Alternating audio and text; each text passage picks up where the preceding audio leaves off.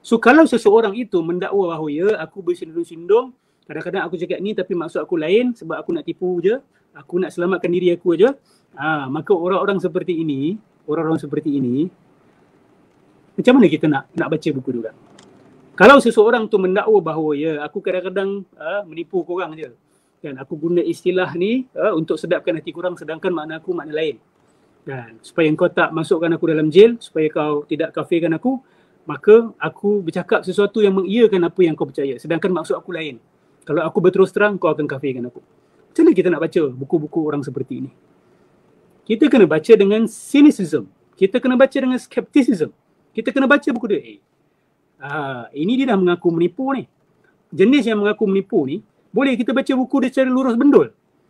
Hanya orang yang naif sahaja, yang in denial, yang muta'assib, jiddan sahaja, yang akan tetap membutakan dirinya. Orang tu dah mengaku. Ni saya bacakan teks Ibn Arabi. Kita bacakan teks dia sendiri. Dia buat pengakuan. Dia buat pengakuan sendiri. Okey. Tengok apa Ibn Arabi kata dalam Futuhat, bab yang ke-54. Ini antara awal-awal kitab Futuhat ni. Wa ma khalaqallahu asyaq wala asyad min ulama'ir rusumi ala ahlillahi al-mukhtasina bi khidmatihi al-arifina bihi min tariqil wahbil ilahi.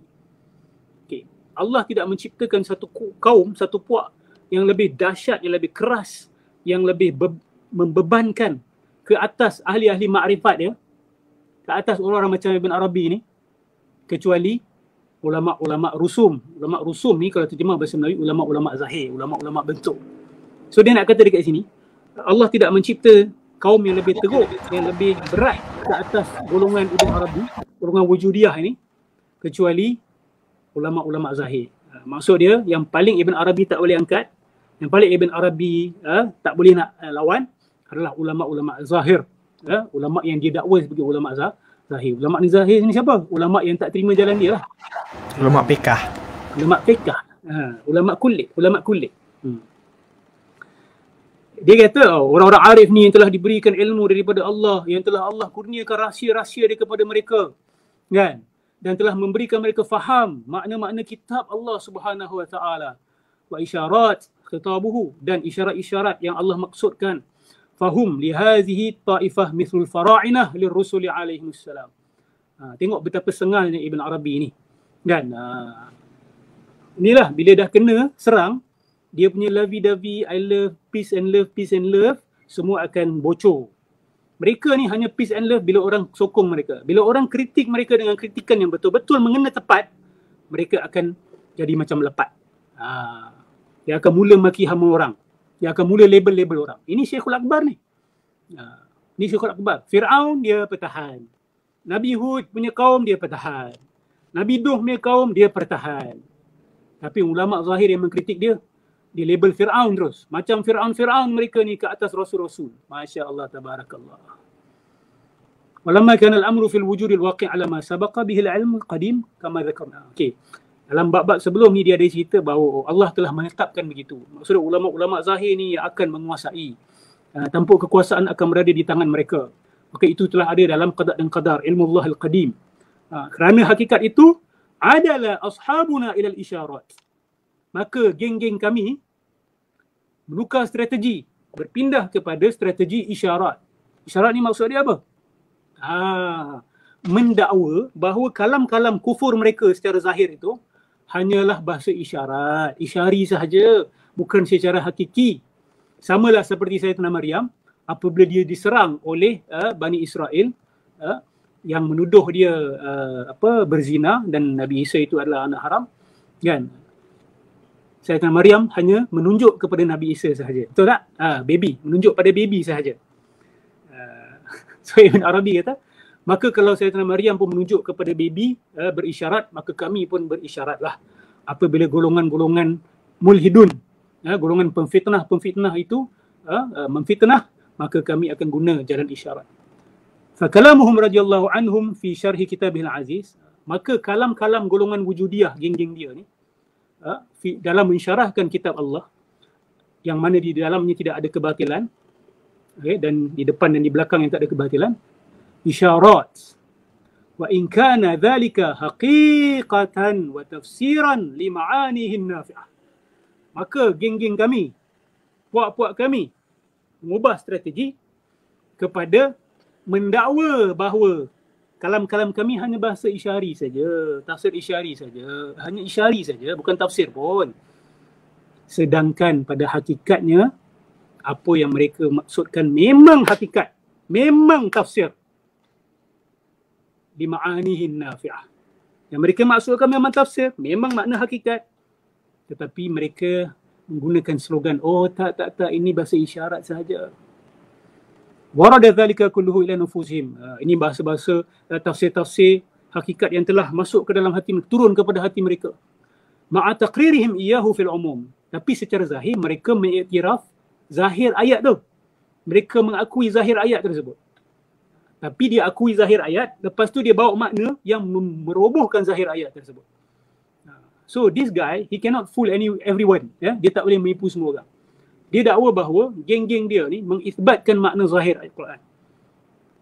Tapi hakikatnya mereka dakwa isbat makna zahir, lepas tu makna batin yang mereka bawa menyanggah makna zahir tu. Jadi back to square one. Akhirnya mereka sebenarnya menyanggah makna zahir. Wa fima nazala fihi kama ya'lamuhu ahlul lisan. Seperti yang difahami oleh orang yang boleh berbahasa Arab, mereka akan isbatkan maksudnya makna zahir ayat tersebut.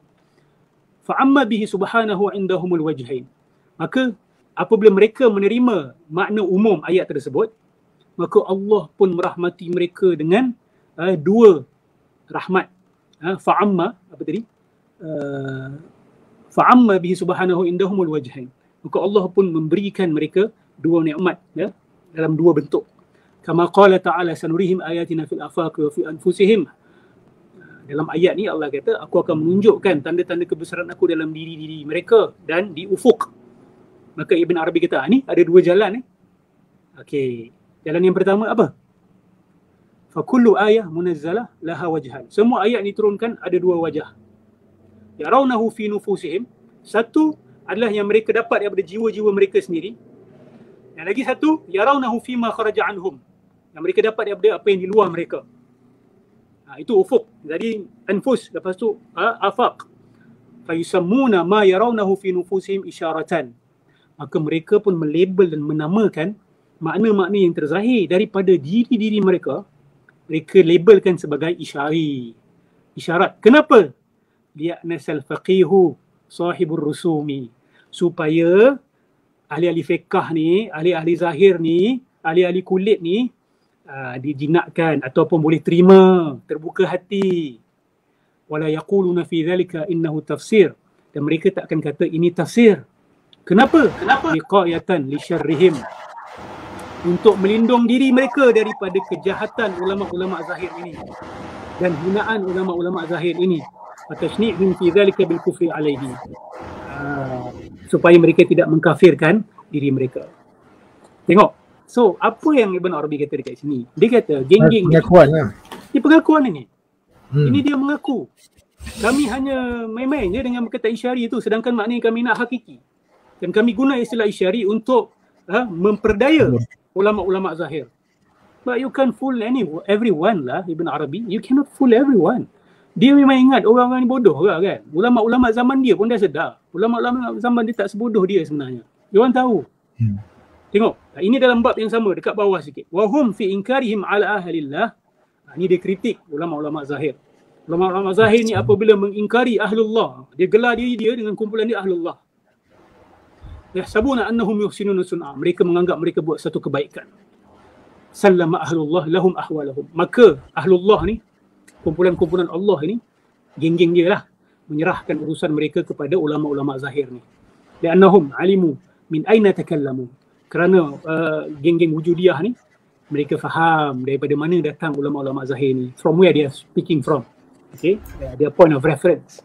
Wasanu anhum anfusahum. Dan dengan cara itu mereka melindungi diri mereka bitasmiyatihim al-haqaiq isyarat. Dengan cara apa? Macam mana mereka melindungi diri mereka? Dengan melabel dengan melabel tafsir-tafsir mereka itu yang merapu-rapu, yang kufur secara zahir itu sebagai tafsir isyari. Selamatlah. Supaya selamat. Fa inna ulama ar-rusum la yunkiruna al-isyarat. Kerana apa? Kerana ulama rusum, ulama kulit ni dia tak nafikan isyari. Maka orang yang percaya ni semua kena kelentong. Orang yang percaya bahawa benda ni isyari dah kena kelentong. Buta di siang hari. Sedangkan ini bukan hakikatnya. Dia dah berterus terang di sini. Okey? Baik. Kita terus kepada ini daripada Al-Yawaqit wal Jawahir. Sorry, saya tersilap letak reference. Saya tertulis Al-Jawahir wal Yawaqit. Al-Yawaqit wal Jawahir. Okey, oleh Abdul Wahhab Asy-Sya'rani. Dia meriwayatkan daripada Ibn Arabi. Ini untuk mengisbatkan lagi dakwah Ibn Arabi ya. Tengok apa Ibn Arabi kata. Qala Syekh Muhyiddin wa laqad waqa'a lana wa lil 'arifina umurun wa mihanun biwasitati izharina al-ma'arif wal-asrar wa syahidu fina bizandaqati wa adhuna ashadd al-adha. Dia kata apa? Dan pada zaman kami telah ditimpa dengan banyak penindasan, okey, azab. Kerana apa? Kerana kami menzahirkan makrifat-makrifat yang kami bawa ini dan rahsia-rahsia ini. Dan mereka pun menuduh kami dengan kesesatan, penyelewengan. Dan mereka pun mengazab kami dengan azab yang seteruk-teruknya. Dan kami menjadi seperti rasul-rasul. Kami menjadi seperti rasul yang diingkari oleh kaumnya. Dan tidaklah yang mempercayai kecuali sedikit. Wa'ada aduun lana al-muqallidun. Dan musuh kami yang paling teruk sekali adalah golongan yang mengikut jalan ini, seperti sidang kalam lah. Yang mengikut afkar ulama rusum ini. La haula wala quwata illa billahil aliyil azim. Maksud dia betul. Ulama zaman Ibn Arabi memang menentang dia. Ini bukti pengakuan dia sendiri. Jadi nak kata dia he was celebrated during his time is false. Dia sendiri buat pengakuan.